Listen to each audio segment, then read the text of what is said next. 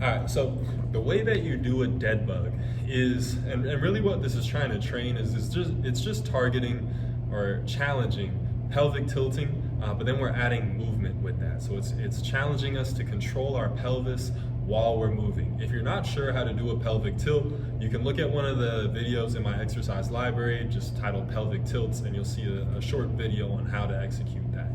But the thing with a dead bug, and this plays into doing a pelvic tilt, is, if I were doing a dead bug, to do a dead bug, you want to keep your lower back pressed into the ground. And what that does is it tilts my pelvis from what is often an anterior position or tilting down, and it pretty much rotates it back to a more neutral or sometimes a more posterior tilt.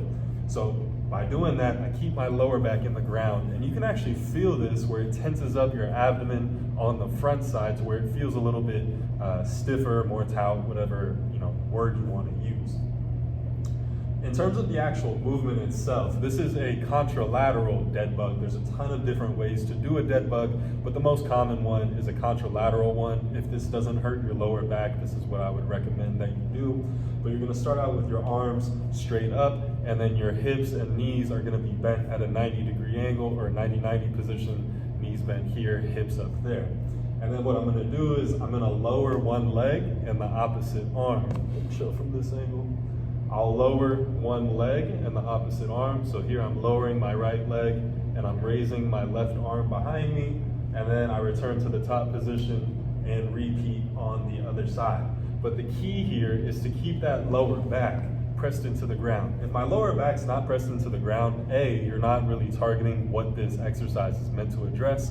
But B, the exercise is gonna feel very easy. Like, it's very easy to just do this without my lower back pressed into the ground. What makes it challenging is keeping that lower back touching the ground. So I flatten out my back, lower back is touching the ground, and then I do the contralateral movement on both sides, okay?